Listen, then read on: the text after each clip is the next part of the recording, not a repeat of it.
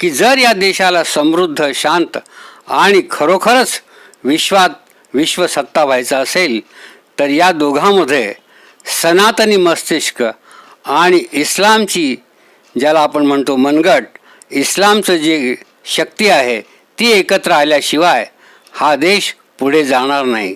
फार महत्त्वाची गोष्ट त्यांनी सांगितलेली आहे. त्यांनी खूप मोठा प्रयत्न यासाठी केलेला आहे की जी विचारसरणी आहे, जी बौद्धिक विचारसरणी आहे ती आणि त्याच्याबरोबर इस्लामची जी एकतेची शक्ती आहे ती दोन्ही एकत्र आल्यावर हा देश पुढे जाईल. पण आज स्वामी विवेकानंद यांची जयंती आहे.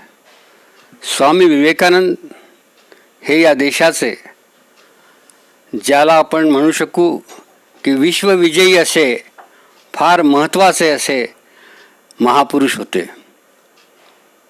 या शतकामध्ये जर कुणाचा विचार या देशाला फार महत्त्वाचा वाटत असेल किंवा महत्त्वाचा विचार ज्यांनी मांडला त्याच्यामध्ये स्वामी विवेकानंद हे एक आहेत. त्यांच्या मते आत्तापर्यंत जगामध्ये सर्व वर्णांनी राज्य केलेले आहे. म्हणजेच सुरुवातीला ब्राह्मण, वैश्य, क्षत्रिय या सगळ्यांची सत्ता येऊन गेलेली आहे. परंतु कालचक्रानुसार यापुढे श्रमिकांची, दलितांची अशी सत्ता येणार आहे असं भाकीत स्वामी विवेकानंदांनी वर्तवलं होतं. खरं म्हणजे या देशात बरीच मंडळी अशी आहेत की स्वामी विवेकानंदांच्या विचाराबद्दल गैरसमज पसरवतात. त्यांना कधीही वाटत नाही की खरेखुरे विचार लोकांच्या समोर जावेत. त्यांचं शेवटचं भाषण जे होतं ते अत्यंत महत्त्वाचं होतं. कलकत्त्याच्या अद्वैत संस्थेनं ते छापलं आणि त्याच्यामुळे त्यांनी सांगितलं की मी समाजवादी विचारांचा आहे. याचा अर्थ असा की समाजामध्ये समता येण्यासाठी फार महत्त्वाचं काम जगामध्ये होत आहे, ते आपल्याकडेही झालं पाहिजे. आणि सर्वात महत्त्वाचा विचार जो त्यांनी मांडला तो असा आहे की जर या देशाला समृद्ध, शांत आणि खरोखरच विश्वसत्ता व्हायचा असेल तर या दोघांमध्ये सनातनी मस्तिष्क आणि इस्लामची, ज्याला आपण म्हणतो मनगट, इस्लामचं जी शक्ती आहे ती एकत्र आल्याशिवाय हा देश पुढे जाणार नाही. फार महत्त्वाची गोष्ट त्यांनी सांगितलेली आहे. त्यांनी खूप मोठा प्रयत्न यासाठी केलेला आहे की जी विचारसरणी आहे, जी बौद्धिक विचारसरणी आहे ती आणि त्याच्याबरोबर इस्लामची जी एकतेची शक्ती आहे ती दोन्ही एकत्र आल्यावर हा देश पुढे जाईल. पण आपण पाहतो आहोत की ज्यांनी विवेकानंद सांगायचा ते आता विवेकानंदांच्या उलटच वागत आहेत. आणि जी शक्ती एकत्र करण्यासाठी विवेकानंद आयुष्यभर झटले त्या शक्तीमध्येच काही माणसं फूट पाडत आहेत. तर मला असं वाटतं की आजच्या दिवशी फार महत्त्वाचा संदेश आहे की खराखुरा विवेकानंद लोकांच्या पुढे जाण्याची फार मोठी गरज आहे. विवेकानंदांनी आपल्या आयुष्यामध्ये सर्व ठिकाणी विचार व्यक्त तर केलेच, पण अमेरिकेसारख्या देशात जाऊन देखील त्यांनी आपल्या विचारांचा फार मोठा प्रभाव त्यांच्यावरती पाडला. आपण कधीकधी म्हणतो की ते म्हणाले बंधू भगिनीनो आणि लोकांनी टाळ्यांचा कडकडाट केला. असं नाही आहे. नुसतं बंधू भगिनीनं म्हणल्यानं कोणी काही टाळ्याचा कडकडाट होतो का? बंधू भगिनीनं किंवा हे संबोधन कुणी करतं. पण सर्वात महत्त्वाचं गोष्ट म्हणजे त्यांनी सांगितलं की बंधू भगिनीनो, मी ज्या भूमीतून आलो आहे, ज्या भूमीत बुद्धाचा विचार जन्माला आला, मी त्या भूमीतून आलो आहे. आणि मग लोकांनी उभे राहून टाळ्यांचा कडकडाट केला. याचं कारण आहे की त्यांचं नाव देखील त्या यादीत नव्हतं वक्त्यांच्या. ते फार उशिरा गेले. खूप प्रयत्नपूर्वक त्यांनी सांगितलं की त्यांना सहभाग द्या, पण नियमाप्रमाणे त्यांना सहभाग देता येत नव्हता. त्यावेळी फार महत्त्वाचे एक बौद्ध भिक्षू जे होते सिलोनचे अनागारिक धम्मपाल, आणि हे अनागारिक धम्मपाल त्यांना भेटले होते बौद्ध गयेला. त्यांची मैत्री होती. तेव्हा अनागारिक धम्मपाल यांनी संस्थेला सांगितलं, शिकागोच्या ज्यांनी धर्म जी परिषद आयोजित केली होती त्यांना सांगितलं की माझा वेळ यांना द्या, पण यांना बोलू द्या.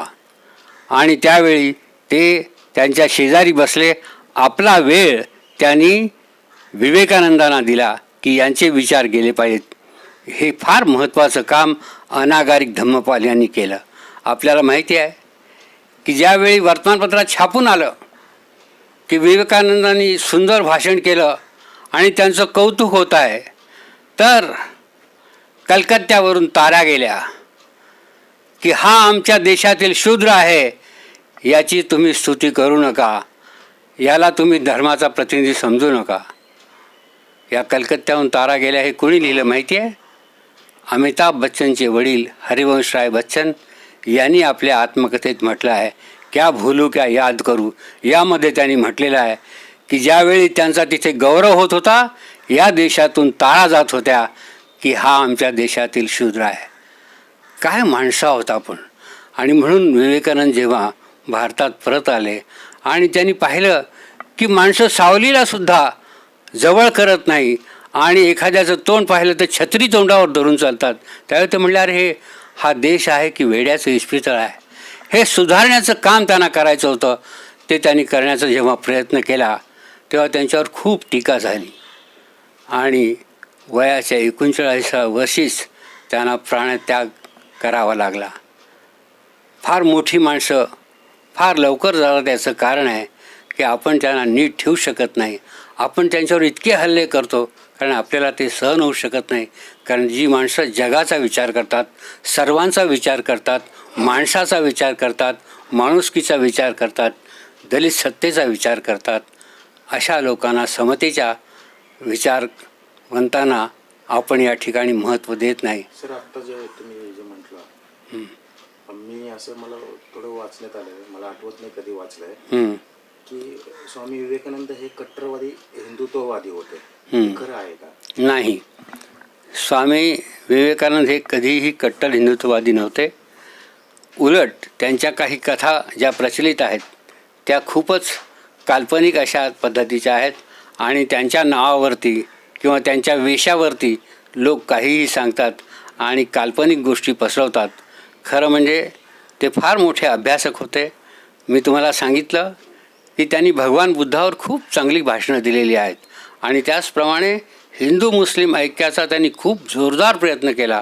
इतका प्रयत्न केला की दोघांची संमेलनं त्यांनी घेतली की या देशामध्ये जर एकजूट व्हायची असेल, या देशामध्ये स्वातंत्र्य मिळवायचं असेल तर ते या दोन्ही समाजांना एकत्र आणणं फार महत्त्वाचं आहे. हा विचार त्यांनी मांडलेला आहे. हा विचार पोचणं आजच्या दृष्टीनं गरजेचं आहे. म्हणून मी आपल्याला सांगतो की हे फक्त ज्याला आपण म्हणतो की नावालाच त्यांचं आपण म्हणतो की ते हिंदुत्ववादी होते. हिंदुत्ववाद्यांनी त्यांना जवळजवळ आपल्याकडे नेलं आणि आपला वेश त्यांना चढवलेला आहे. परंतु खऱ्या अर्थानं ते फार मोठे असे सामाजिक क्रांतीचे मोठे अग्रदूत होते आणि त्यांना हा देश एक व्हावा, शक्तिशाली व्हावा, अखंड व्हावा आणि माणसं एक व्हावी असं वाटत होतं. देश म्हणजे भूभाग नव्हे, देश म्हणजे देशातील माणसं.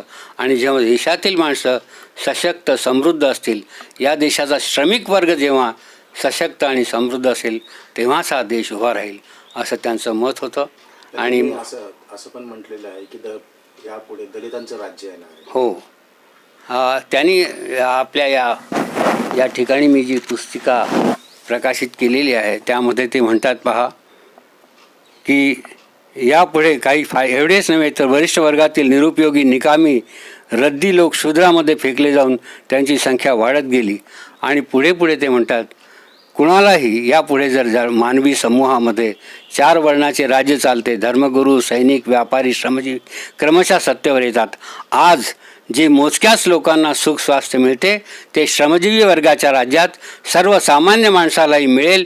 त्यावेळी संस्कृतीचा दर्जा खालावेल की काय सांगता येत नाही, पण संस्कृतीची वाटणी मात्र सर्वांच्यामध्ये होईल आणि असामान्य व्यक्तिमत्वे कमी कमी होत जातील असं त्यांचं मत होतं. आणि यापुढे श्रमिकांचं राज्य यावं आणि अशा प्रकारचं एक द्रष्टेपण त्यांनी लोकांना दाखवलेलं आहे.